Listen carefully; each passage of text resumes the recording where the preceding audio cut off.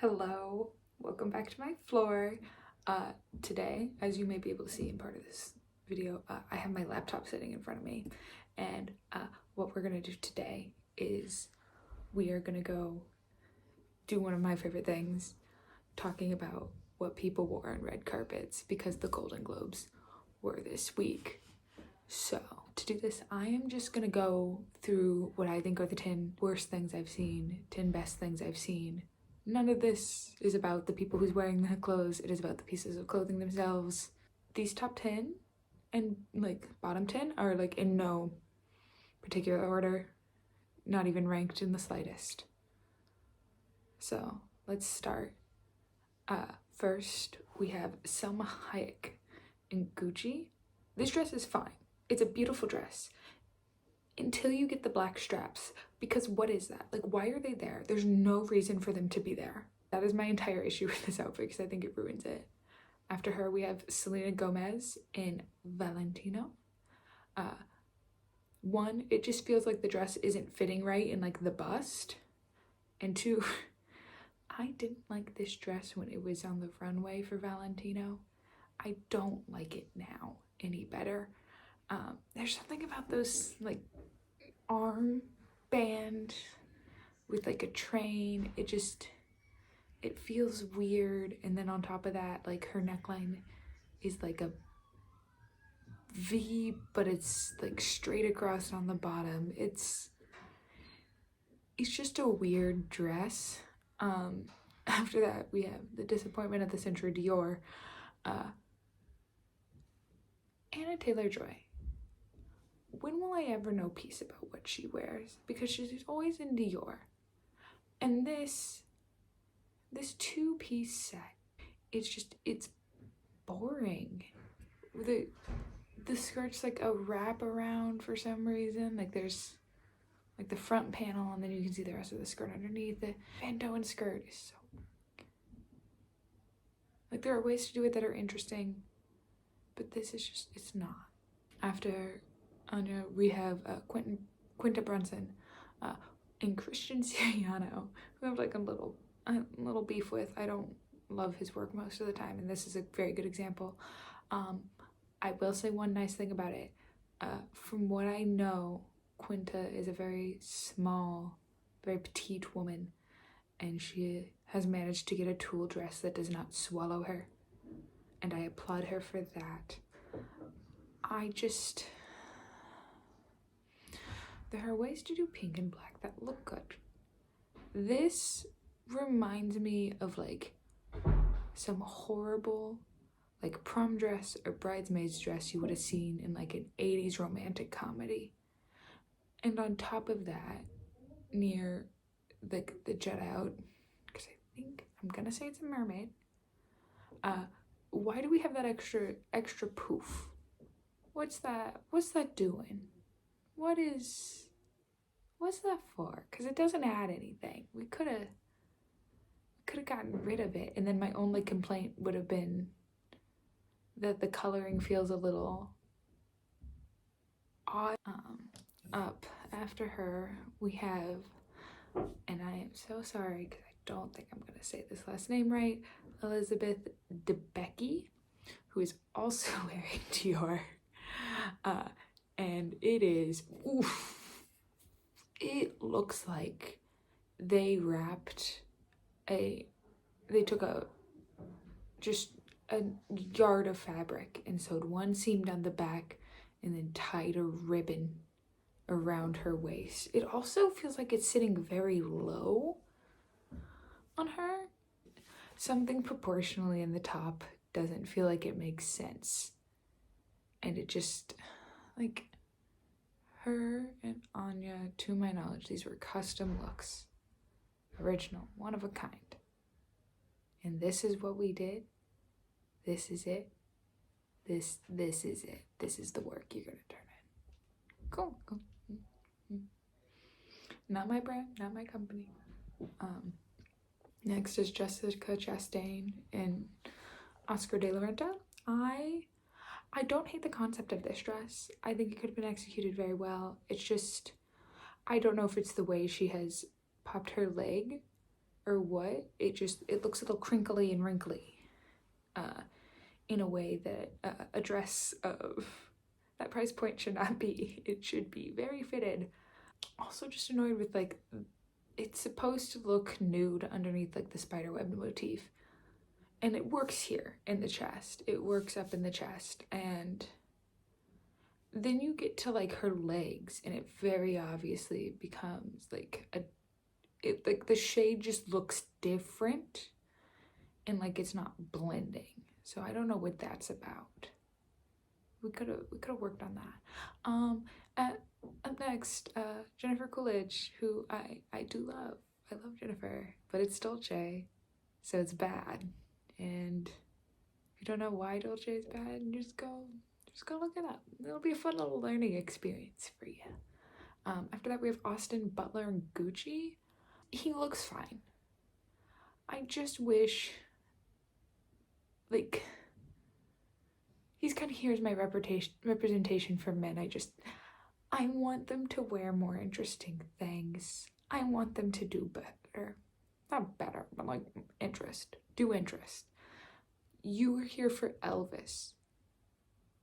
And you're gonna wear just a black suit for Elvis. Like, come on now. Elvis, and I get a black suit. I would like men to do more with suiting. After that is Jeremy Pope. And you know how I said I'd like to do more? Yeah, I'd also like it if it wasn't Dolce & Gabbana. And then rounding out our top 10 over here is Lily James in Atelier Versace. We need to pick a thing and then do the thing. There's a lot going on in this dress, and it's got like the column underskirt, all the swags that are draped around the top to make it big. And then we have these weird straps up to like a bralette. And I feel like we could have just kept that solid, kept it two separate pieces, and it would have been fine. But the straps, because there is no other strap motif done throughout, do not make sense. We could have done a little something less. So that was my top 10 worst. And mind you, I only looked at one article. I'm sure there's other things I probably didn't like. Now we're going to talk about the 10 I liked the most out of what I saw. So excited. First we have Michelle Yeoh wearing Armani Privé. If you want a dress that is going to be gorgeous, where nothing is out of place, go to Armani. And Michelle Yeoh is a perfect example of this. She made me like a peplum. I am like so anti-peplum, and I think it's because this one doesn't try to do structure. It has its own volume and it just falls, and it's not trying to like stick straight out like a lot of them in 2013 did. But it's beautifully like it's got crystals on. It's just a gorgeous dress. I feel like I don't need to say much more. Up next is Hannah Einbinder, is how I'm gonna choose to say it. Wearing Carolina Herrera. It's just, there's something about it. It's like such a classic silhouette look, and like the little white twist across it. It's just, there's something about it that's so clean. It's nice to where it's like, it's simplicity done well. It still looks great. We also have Ana de Armas in Louis Vuitton. I like this because of how it makes a new silhouette in a sense. We're taking a very column structured front piece, and then on her hips, it's almost like we've added padding, like a dress in the Rococo period. Think of like Marie Antoinette. It's almost like they've managed to make it look like that by just putting a fuller skirt underneath. I'm not gonna sit here and say I love the pattern down the front, but it looks good and it's an interesting silhouette, so I'm like happy it's there. Next is Billy Porter, who is in Christian Siriano. And you know how I said earlier I have beef with Christian Siriano? But like sometimes he gets it right. I like this look. I like this look a lot more. And I want to say it was the Oscars look Billy Porter had, where it was a black suit that just went to a skirt.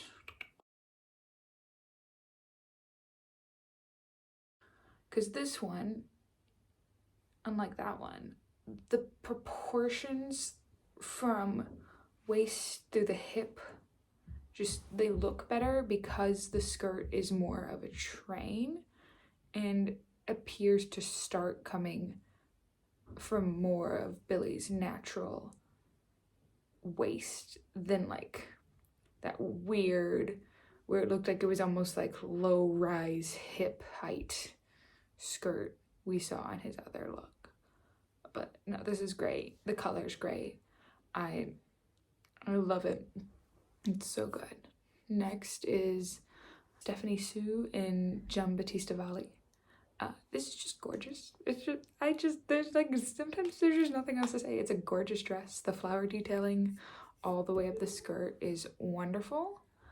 And even though it's in my top 10, much like Anya de Armas, I do have one thing I wish for it. And I wish the blend from the flowers to the black, I wonder what it looked like if we would have blended it a little bit more. Maybe had like a couple more, like just kind of like what looked like rogue, almost vine-esque bits coming up. Not like too much, but like a little something. After that, there is Lauren Miller and Seth Rogen.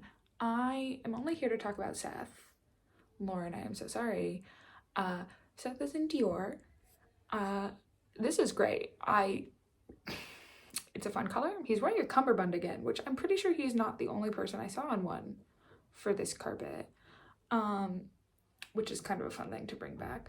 But it's in this pink that is just, it's such a perfect shade of pink because it doesn't wash him out while still being like a really nice light. I just wish he hadn't worn black shoes because the entire look is so light. These very dark shoes kind of ruin it. But like overall, Seth Rogen, great look. Up next, Jenna Ortega and Gucci. Also just, she's selling the garment. Like, a lot of celebrities wear a dress. This is selling it to me. Like, I'm gonna look that cool if I wear that. It fits well. It might not look like it does in this photo, but that's because of movement. It fits well. It's interesting in texture, shape, drape, all of that. The pieces of metal that are like the metal rings holding the pieces of fabric where they are on the waist. It's just great. Next, although she was not on the carpet, we do have Rihanna in Schiaparelli. Now it's just a basic black dress, beautifully fitted, wonderful. I want to talk about the sleeve cape. It is, well, not a sleeve cape, it's a glove cape. So what it is in what looks like a velvet, there are gloves that go up into a cape that can like rest on the shoulders, but like the whole cape is attached to the gloves, and it is just, it's gorgeous, it's stunning. It's Schiaparelli's brand in a very subtle way, and I love that. It's so good. After Rihanna, there's Donald Glover. Men doing something interesting with suits. Oh my god. This is Saint Laurent, and his top is like a robe. Like it's a robe top that was seen on the runway, and it creates such an interesting like drapey look for a shirt, and like it gives it interest in a way that's like not what we normally see. And if I remember correctly, Donald Glover also said during this carpet that he would be making music as Childish Gambino again. And I'm wondering if this look, because to me it has a very like 70s-esque around then vibe to it. I wonder if we're gonna hear that kind of influence in the music. And then to round out the top 10 in this section, we have Daisy Edgar-Jones in Gucci. What more can I say than this dress is hot? Like, it's just a hot dress. It was great before, it's great now, it'll be great in 20 years. There's just the way the ruffly, or at least the fabric that makes up the ruffles, comes down over the hips and creates the V. It's a stunning dress from Gucci. It's so good. Like, so good. But that was it. Those were my top 10 and bottom 10 from the Golden Globes 2023. Again, I am so sorry if I mispronounced anything. I will do better next time because this video was kind of rushed. I've been busy. But let me know if you like this. Let me know if you would like to hear about more looks if I do it again. Yeah. It's been great. Just chit-chatting. Okay, bye.